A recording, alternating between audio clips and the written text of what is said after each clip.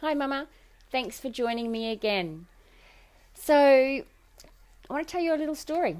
20 years ago, almost to the day, I gave birth to my third son, and he was our first to be born at home. He was also a breech, which is bum first, but that's a story for another day.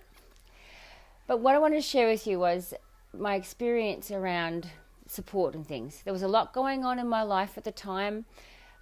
With my parents, they were separating, they just separated, and my mum had just found a lump in her breast.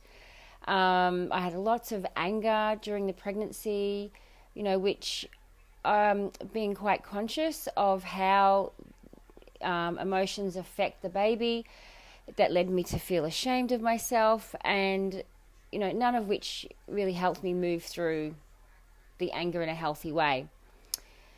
So I had our little one, and all went pretty well at home. And then week 4 came, and I was just an emotional mess. I was crying a lot. I felt unmotivated to do any housework. I had, a 3-year-old at home with me, and I really struggled with having the energy and the time to connect with him. We also had my 12-year-old. He was at school, but I also struggled to connect with him. My heart really hurts now when I, think about those times. I didn't know any better. But I also didn't know how to speak up. I didn't know what I needed. I wasn't prepared. So I thought I had to do it all by myself. My husband was working full time at this point. He was a funeral director, so he was on call. And, guaranteed the weeks, he was week on, 1 week off, 1 week on with being on call. And when he was on call, guaranteed he would get a call in the middle of the night. So oftentimes I felt like I didn't want to disturb him, didn't want him to have to get up to the baby because he needed his sleep. Not neglecting the fact that I needed also my sleep. I had so many friends, so many beautiful friends, and many would just pop around for a cuppa and a catch up. And I would just be busy making pots of chai, finding like little platters of nibbles to put on the table, always being the hostess with the mostess. And I basically would talk until I was drained. I was already drained to begin with, so it was even worse. And I just had nothing. I didn't say no. I didn't ask for help. I pushed myself to the max. And do you know what? Who it affected at the end of the day? It wasn't just me. It was my family. I wasn't able to give to them. I was depleted. I was exhausted. I was absolutely running on empty. So getting clear on what you need to have in place when you have a baby, and even if this is not your first, okay, it is so important, and it is as important as preparing for the birth. So here's four things that you can do. So number 1, write down the things that you'll need a helping hand with, whether that's laundry, whether that's meals, grocery shopping, other kids to be dropped off and picked up. Then number 2, write down a list of people that you can ask to help out. Now, here's a hint. Match the person with the task. So someone who likes cooking, ask them if they can make some specific meals. Okay, and be prepared with, some recipes that you can give them as well. Number 3 is have that meal plan. Get to know what you can eat. Keep it soupy, simple, easy to digest. Lots of broths, stews. That's perfect for this cold weather. And keep it gluten-free. 4 is put a sign, just a nice, direct but polite sign on the front door to say that you're not having drop-in visitors at this time. And if they want to visit in a few weeks, to please text first. Maybe you can ask them, to feel free to dropped around some good protein snacks, and you can specify that, but you're not having drop-in visitors.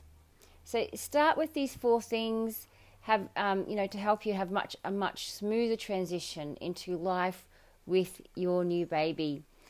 It's going to allow you to focus on the things that are really important. That's establishing your breastfeeding, getting sleep, bonding, and looking after yourself, and connecting with your family. Your health and well-being in those early weeks and months, they will basically determine your health and well-being down the track. So possible things that can occur and that are becoming more and more common. They are hair loss, depression, anxiety, bloating, there's reflux, there's gallbladder stuff, there's imbalances with your hormones, thyroid, just to name a few. So mama, don't take this lightly. You aren't indestructible, and learning how much your body changes from pregnancy to birthing and then healing after the birth, it's really imperative. Your health and well-being will affect your family, not just you. Your energy, your mood, your way of being and interacting, how you deal with your relationships with your baby, your children, your partner, your other family members. Too many women end up feeling resentful, angry and snappy. And yes, that is absolutely due to a number of reasons.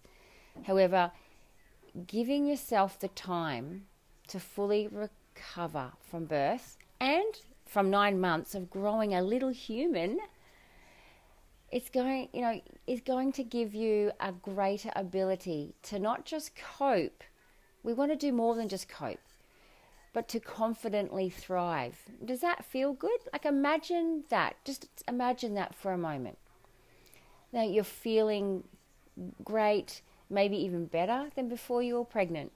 You can speak up for what you need without being demanding. You're getting the rest that you need.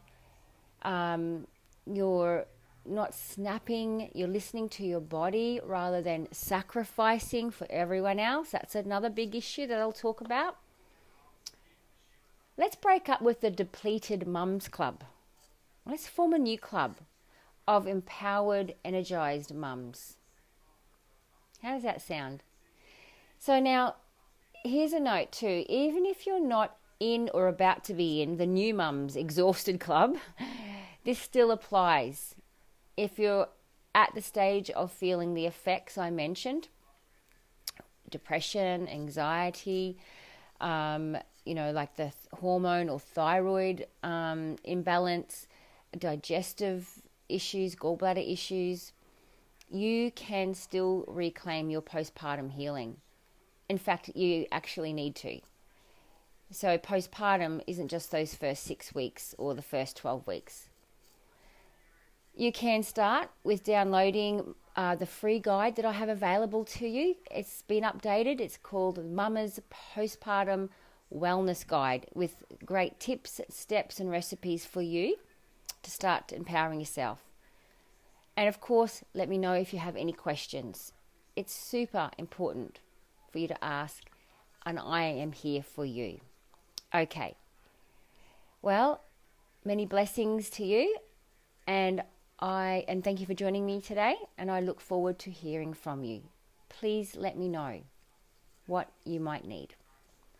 Bye for now.